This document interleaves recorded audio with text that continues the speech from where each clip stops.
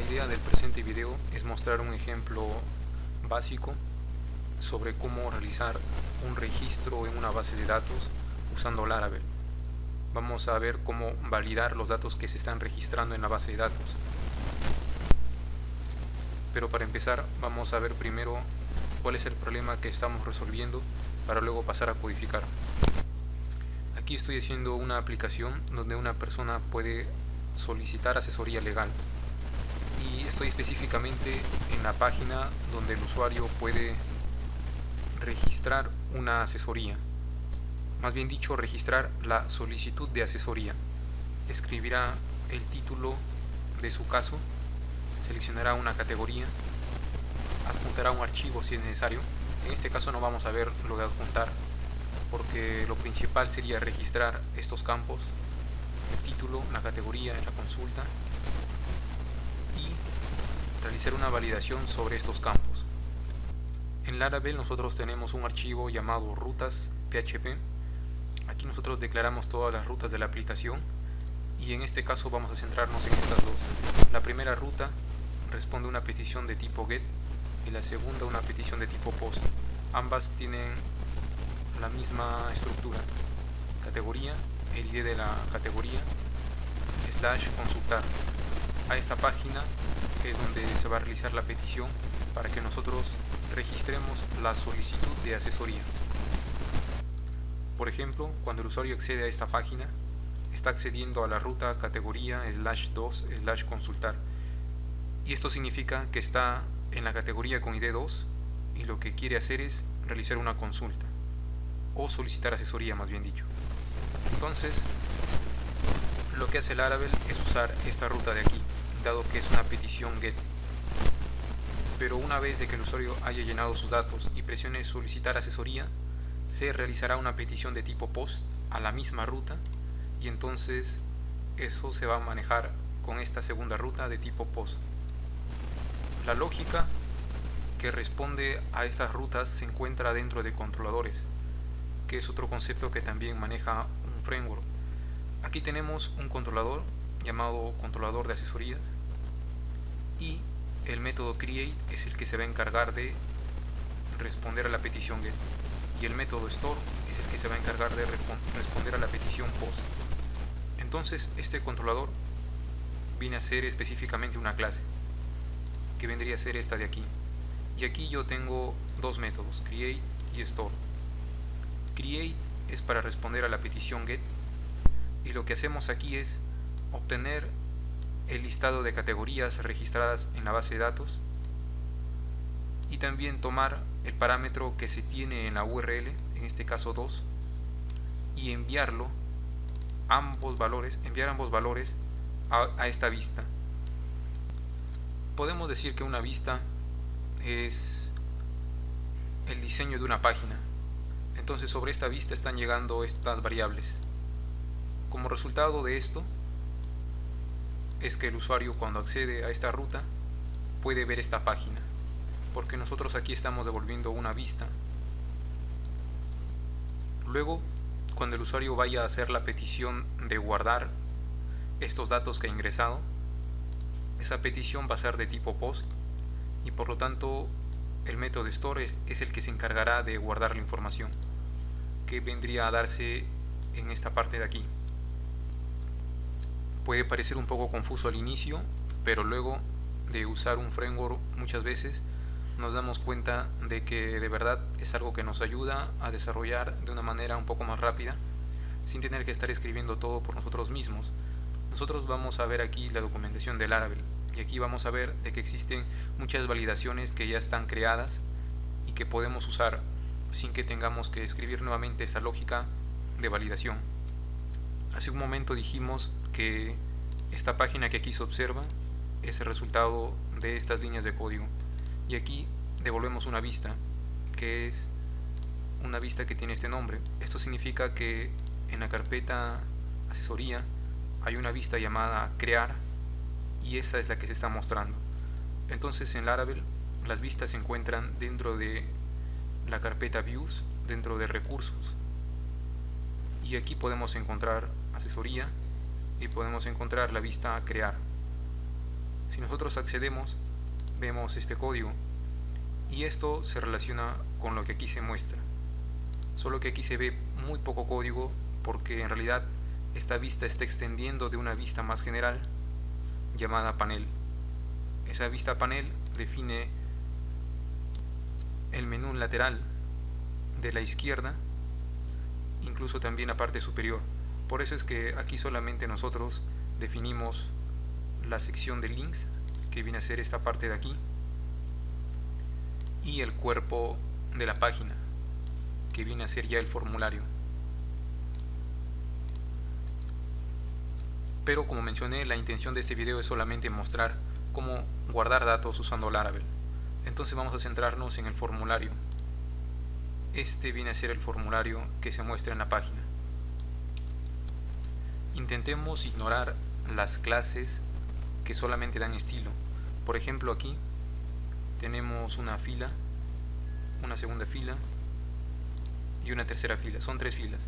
Eso representa a esta primera fila, título con categoría, la segunda a la fila de adjuntar y la tercera a la consulta. Vamos a ver la primera fila. Aquí tenemos 2 columnas, la primera para el título y la segunda para la categoría, como aquí se muestra. Para el título tenemos un input de tipo texto y un label que dice título, simplemente. Entonces, para que esta información sea procesada por Laravel, nosotros tenemos que asignarle un name al campo, como normalmente lo haríamos. Para el título escribiremos en este caso title. Ahora, para la categoría tenemos un select, y aquí las opciones se están mostrando según el total de categorías disponibles, y también hay una lógica aquí que nos permite seleccionar la categoría en la que hemos accedido. En este caso 2, entonces la categoría 2 vendrá marcada por defecto. Pero lo importante aquí es que el select tenga un name. Según el name que le asignemos a un campo, con ese nombre se va a recibir en el controlador y podremos realizar las validaciones. Aquí escribiremos entonces category ID o ID de categoría. Ya tenemos definidos 2 de los campos que nos interesan. Dijimos que este que es para adjuntar lo vamos a ignorar por ahora, por lo tanto no es necesario que le asignemos un name. Y en la tercera fila, este row de aquí, tenemos un text area. Aquí tiene un ID asignado que era algo que venía en la plantilla, lo vamos a eliminar y vamos a asignarle también un name al que lo llamaremos descripción. Ya tenemos entonces los 3 campos que nos interesan con atributos name asignados. Lo siguiente es definir que la petición va a ser una petición de tipo post. Por lo tanto, aquí en la etiqueta form escribimos método post. Como la ruta a la que se va a hacer la petición es la misma ruta en la que ya nos encontramos, entonces no vamos a escribir nada en el action porque no es necesario hacerlo, dado que la petición se hace sobre la misma ruta, solo que como sabemos es una petición post diferente a una petición get, que es cuando entramos a una página. Entramos a esta página desde el navegador, hacemos una petición get a esta ruta, pero cuando enviemos el formulario se realizará una petición post a esta ruta, entonces Laravel va a actuar de una manera distinta. Y una vez que se hace esa petición, dijimos que el método store es el que va a procesar ese request. Entonces vamos a usar una clase llamada validator que nos provee Laravel y nos permite hacer validaciones a los campos que se reciben. Aquí nosotros podemos definir algunas reglas sobre los campos que se reciben desde el formulario. Recordemos que hemos asignado names a estos campos que se reciben y que por lo tanto podemos usarlos aquí. Uno de esos campos era el título, el segundo era el ID de la categoría y el tercero era la descripción. En otras palabras, esta clase validator recibe 2 parámetros: todos los datos del request, es decir, todos los campos llenados, y un segundo parámetro que es un arreglo asociativo que contiene las reglas de validación que se van a aplicar. Aquí tenemos el campo título y estas son las reglas separadas por líneas verticales. Aquí tenemos otro campo más, las reglas que se van a aplicar, y lo mismo para el tercer caso. Cuando una persona vaya a solicitar que le atiendan en un caso legal, va a ser obligatorio que llenen el campo título, por lo tanto aquí escribimos required. Asimismo, nos interesa que este título no esté repetido respecto a otros casos que ya se han dado. Si ese fuera el caso, que no queremos que un título se repita, aquí escribimos unique y escribimos el nombre de la tabla donde no queremos que se repita el título, que sería este. Este es el nombre de la tabla que estamos usando para guardar las asesorías. Pero en este caso, dado que un usuario está solicitando que lo ayuden con un caso legal, otro usuario puede solicitar otra asesoría con el mismo título sin conocerlo. Entonces, por ahora sí vamos a permitir que el título se repita. Vamos a limitar la cantidad de caracteres del título a 255. De hecho, vamos a limitarlo solamente a 100. Y vamos a exigir asimismo que el título tenga un mínimo de 5 caracteres. Todas estas reglas de validación se encuentran en la documentación del Laravel. Como aquí se puede observar, nosotros estamos usando la validación required, max y min. Luego de que esta validación se haya realizado, lo que ocurre es lo siguiente. Si falla la validación, entonces hacemos una redirección, le enviamos al usuario a una nueva página. Al aplicar esa redirección, le enviamos también los errores que se generaron de esta validación. Por ejemplo, un error podría decir: se requiere al menos 5 caracteres para el título. Esos mensajes los genera Laravel en inglés por defecto, pero también los podemos personalizar para que estén en español. Y cuando decimos with input es porque también estamos reenviando los mismos datos que el usuario ha escrito. Esto significa que si escribimos la descripción pero no hemos ingresado el título, nos va a rebotar con un mensaje de error diciendo que escribamos el título, pero la descripción que hemos escrito no se va a perder, porque justamente también se está reenviando hacia atrás con la respuesta de error.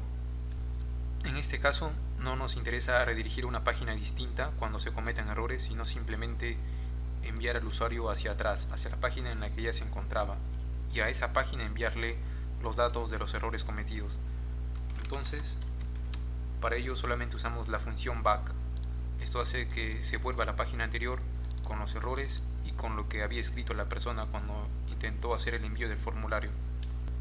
Entonces, luego de pasar esta validación, aquí nosotros podríamos guardar los datos en nuestra base de datos, pero por ahora vamos a verificar que esta validación funcione como se espera.